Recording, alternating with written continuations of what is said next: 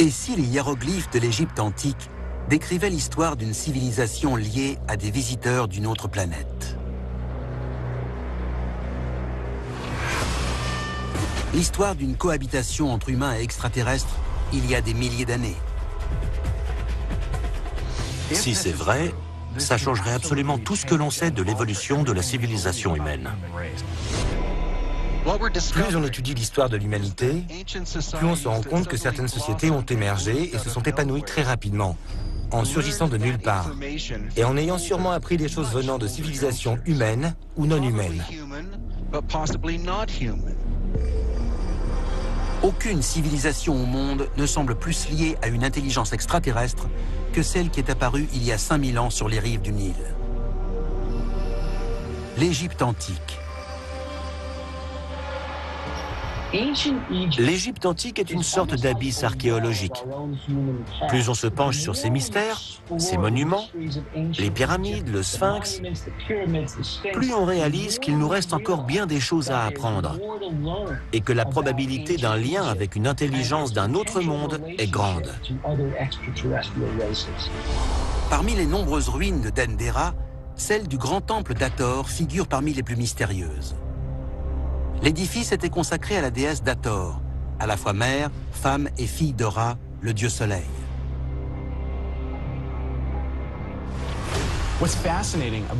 Dans le temple d'Hathor, ce qui est fascinant, c'est cette voûte céleste peinte au plafond. Elle prouve que la civilisation égyptienne antique était fascinée par l'astronomie. Les hiéroglyphes du temple révèlent quant à eux une compréhension scientifique en avance de plusieurs millénaires. L'une des découvertes les plus récentes d'interaction possible entre l'humanité et les extraterrestres est le papyrus de Touli. Ce papyrus aurait été découvert au Caire, chez un antiquaire, par Alberto Touli, directeur du département d'égyptologie du musée du Vatican. Selon la traduction qui en a été faite, ce message évoque la visite en Égypte antique d'êtres non identifiés, il y a de cela plus de 3500 ans. La voici. En l'an 22, un étrange disque ardent est apparu dans le ciel. Quelques jours plus tard, ces disques sont revenus, encore plus nombreux. Ils brillaient dans les cieux, plus fort encore que le soleil. La position de ces disques ardents était toute puissante.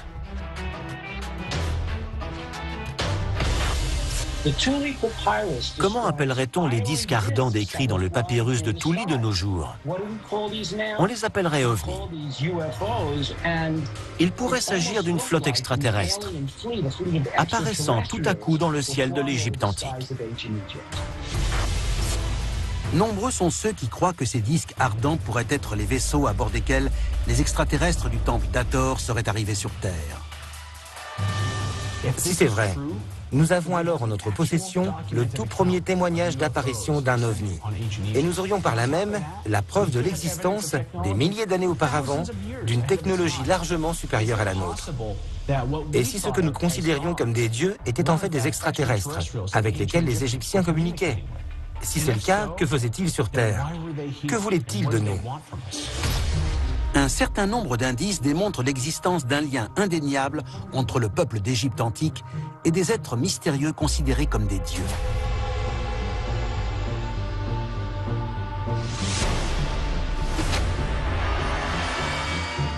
Ces créatures tenaient-elles du simple folklore ou seraient-elles venues des confins de l'espace pour partager leur savoir avec l'humanité?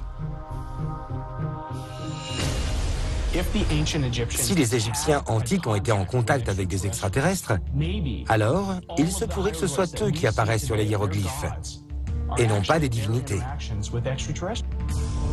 On trouve dans le temple de Séti, à Abydos, de bien étranges bas-reliefs démontrant pour certains la relation entre les humains de l'époque et les extraterrestres.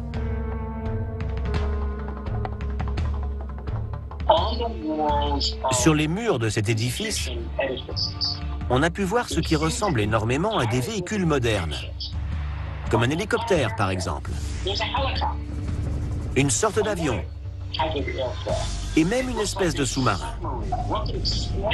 Comment expliquer que de tels motifs aient été gravés il y a 8000 ans? S'il s'agit bien de représentations de machines, cela signifierait donc que l'humanité aurait alors été confrontée à la technologie avancée d'êtres supérieurs. S'il y avait des machines volantes dans le ciel de l'Égypte antique, il faut se demander si elles ont été construites par des humains ou si elles sont la preuve que quelque chose est arrivé dans notre ciel il y a des millénaires. Si ces bas-reliefs sont bien la preuve d'un contact entre humains et extraterrestres, quel était le but de leur visite? La réponse pourrait se trouver dans le tombeau d'un souverain qui, pour certains, n'avait rien d'humain. Dossier déclassifié, Akhenaton, le roi des étoiles. Amenhotep IV est devenu pharaon en 1353 avant Jésus-Christ. Au bout de 5 années de règne, il change de nom pour devenir l'esprit vivant d'Aton, Akhenaton. Dans la mythologie égyptienne, Aton est décrit comme un disque solaire, parfois pourvu de mains et de rayons de lumière. Akhenaton serait donc l'incarnation vivante de ce disque solaire. Le pharaon régnera pendant 17 ans. Il bouleversera la tradition religieuse en instaurant le culte d'Aton seul. D'après lui, le disque solaire était plus puissant que les dieux. Le fait qu'Akhenaton ait pu réformer à lui seul toutes les croyances du peuple égyptien, en quelques années seulement, prouve pour moi qu'il y a un lien entre lui et cette divinité. Notre conviction est qu'Aton était en fait un être extraterrestre et qu'Akhenaton était en quelque sorte sa progéniture.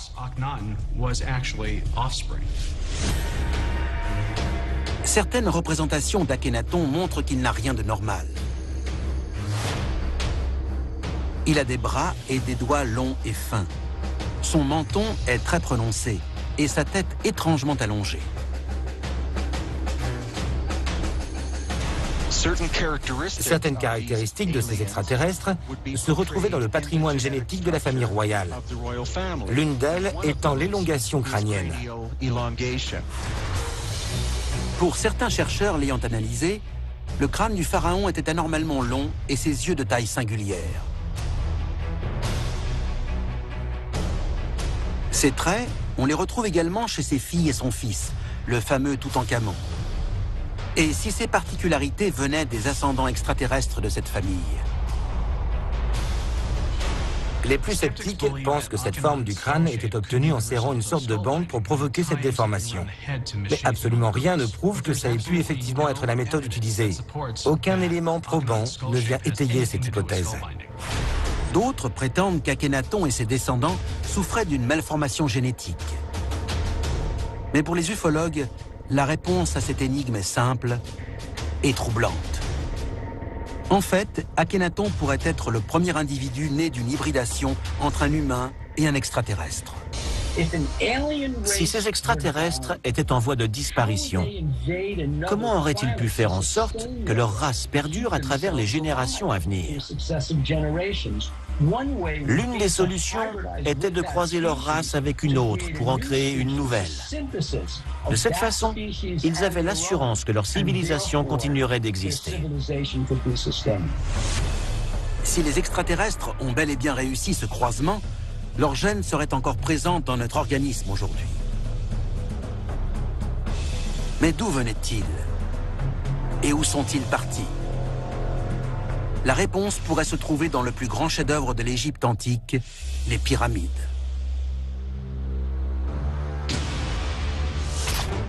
Selon les indices entourant la vie d'Akhenaton, il semblerait que les dieux d'Égypte antique étaient bien plus réels qu'on aurait pu l'imaginer.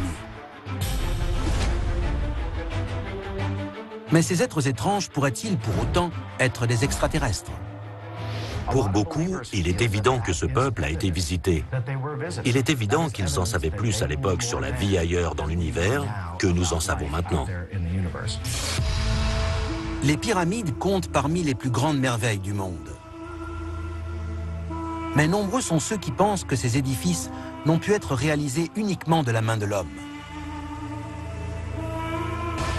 On observe des exemples comme ceux-ci aux quatre coins du monde. Mais les pyramides de Gizeh sont les plus fascinantes. La plus grande, la pyramide de Khéops, est constitué de 2 300 000 blocs de pierre pesant entre 2 et 60 tonnes. Comment imaginer qu'autant de charges aussi lourdes aient pu être déplacées sur de telles distances en ne comptant que sur une main-d'œuvre humaine?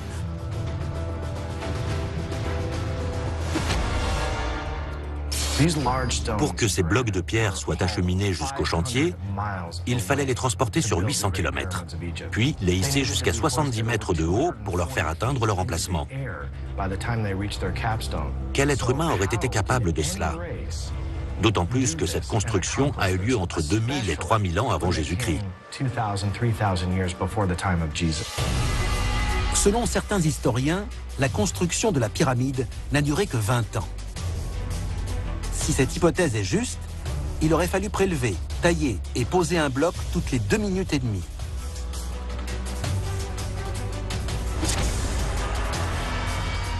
Même au XXIe siècle, avec notre technologie, ce serait un chantier phénoménal. Alors comment ont fait les Égyptiens antiques? Pour moi, la seule réponse plausible est qu'ils ont reçu de l'aide d'une manière ou d'une autre. C'est la seule explication. Comment l'être humain aurait pu réaliser ça tout seul? Le degré de précision avec lequel les pyramides ont été assemblées est un autre indice de présence d'une intelligence supérieure. Le positionnement des pyramides est d'une grande précision. Elles sont orientées vers le nord au 500e de degré près. Aucun autre édifice sur Terre n'a une orientation aussi précise. Construites en se fondant sur ce que les Égyptiens appelaient la géométrie sacrée, les pyramides étaient autrefois parées d'un revêtement reflétant le soleil et les rendant visibles de l'espace. Mais quelle aurait été l'utilité d'un tel dispositif? Et qu'est-ce au juste que cette géométrie sacrée? La conception mathématique de la pyramide de Khéops est d'un tel niveau de calcul qu'il fallait nécessairement la présence d'un être observant le chantier depuis le ciel pour la mettre au point. Des études montrent que la taille de la pyramide de Khéops, multipliée par 1 milliard, est égale à la distance entre la Terre et le Soleil.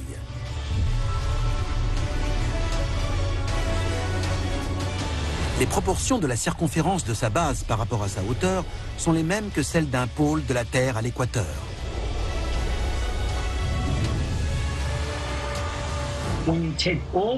Ces données nous font nous demander comment les Égyptiens antiques étaient capables de tels calculs. Ça allait bien au-delà des connaissances de cette civilisation. C'est pour cela que certains ufologues pensent que l'Égypte antique faisait partie d'une civilisation extraterrestre.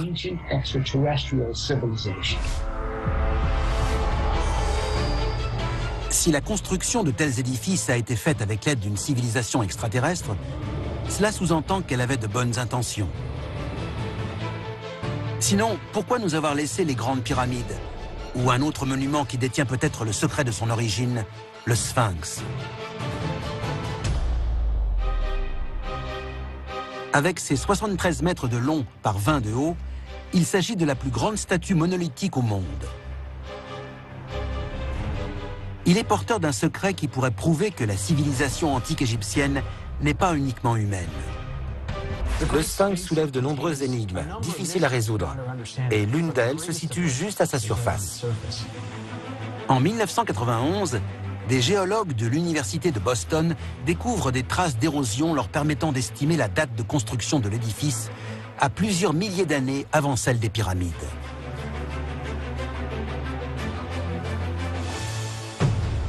Cela implique que le Sphinx aurait été construit des siècles avant l'avènement de la civilisation égyptienne.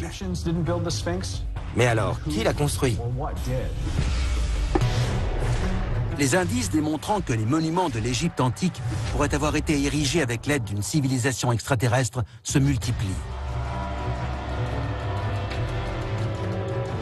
Mais de quelle planète serait-il venu? Des clichés récents pris par la NASA révèlent ce qui semble être des pyramides et un sphinx, ensevelis sous le sable de Mars. Ces êtres pourraient-ils être tout simplement originaires de notre planète voisine?